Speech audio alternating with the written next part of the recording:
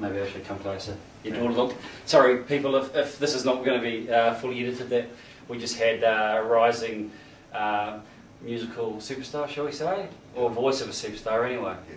Oh, the look as well. The look as well. That was Steve's daughter, Molly. She moulding her for great things. Moulding, yes. She sang last night and has the voice that sort of comes and slaps you across the face. Maybe is a good way of describing it. Once she opens her mouth. So, talk to us a bit about Te Wham and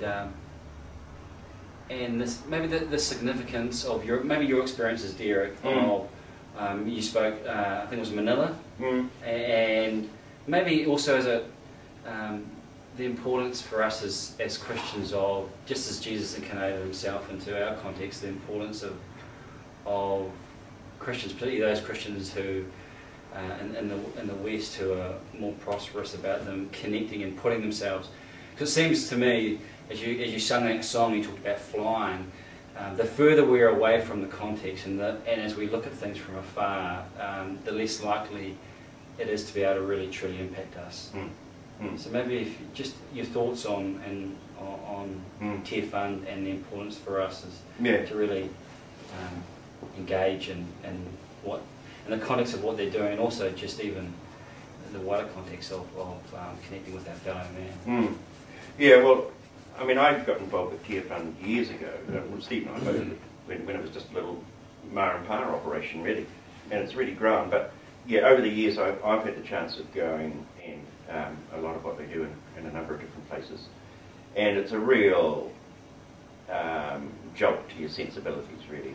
And it's a pretty important one because, as you say, it doesn't take much for us to become disengaged and detached and alienated from the realities of this world, especially when everything that we learn and understand and perceive of our world is often garnered through populist media like television and so forth. And it's a bit like when you go to America, you know, it's very hard to find out anything about what's happening in the world outside of the States because it's such a big place that they can be quite happily self-absorbed and self-contained in terms of their entertainment and news and everything, so there's no world view, you see.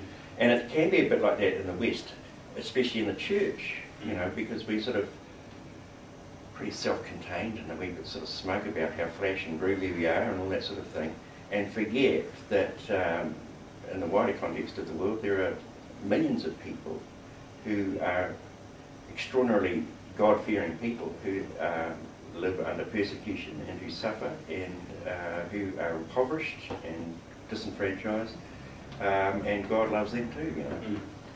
And you know, that's where, you know, God is moving perhaps more powerfully and more prophetically, and yet in the West we assume that because of our prosperity that God somehow, you know, that we are the favoured ones, and you know, God is sort of white, middle class and speaks with a Texan drawl or something, you know.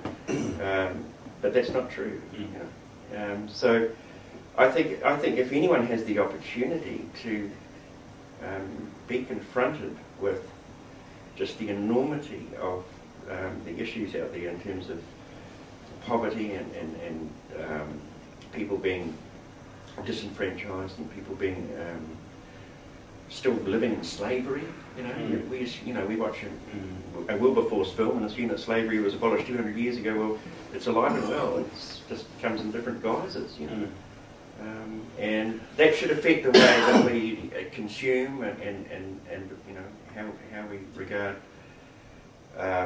you know, what we purchase and all that sort of thing. But you know, it's so easy, and I'm the first to admit it. You know, you get back from these trips, and within a heartbeat, get back to being the sort of self-absorbed, sort of consumeristic, materialistic Westerner that you always were.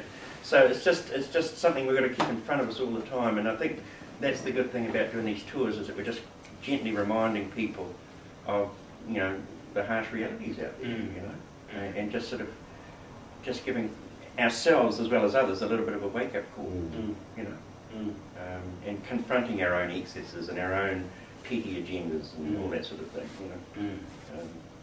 So that's why it's good for me, you know. What do you think? Yes, I agree with you completely. Everything. It is that kind of reminding yourself, you know, It's kind of, you think, you know, you leave home and you've got all these bills and you've got all this, you know, so-and-so not happening and too many of the wrong things happening, and then you confronted people with really serious life-threatening problems that it's part of their everyday life. It's like what Derek says when we do concerts. We have so many choices that we take for granted that we don't realise that. You know, people wake up and they don't say, what shall we have for breakfast? They say, no, we're going to have breakfast or not. You know, they're going to go out and get it, and so they don't have the choices we have. You know, we have a fridge and a cupboard and a pantry and a shop down the road and stuff. And that's with every part of our lives. You know, step outside and you've got all these other choices that you. Should I take the car or the van or the push bike or the motorbike or walk? And this could be, I mean, this could be one of our greatest witnesses as a church, you know, that we do assume a lifestyle where we have scant regard for material things, and we see community in action where people share their resources and all that sort of thing. But sadly, churches have become little sort of self-contained enclaves where there doesn't seem to be a lot of cross-pollination between denominations. Everyone's sort of building their own little empires, you know. But I think these things probably need to be questioned and possibly broken down.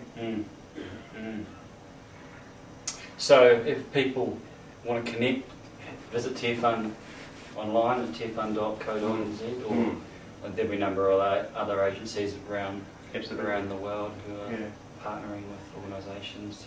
And we travel, you know, people travel so much these days that it doesn't take much to deviate. It's like any major city in the world. You only have to go a couple of blocks off Main Street and you can see a completely different reality.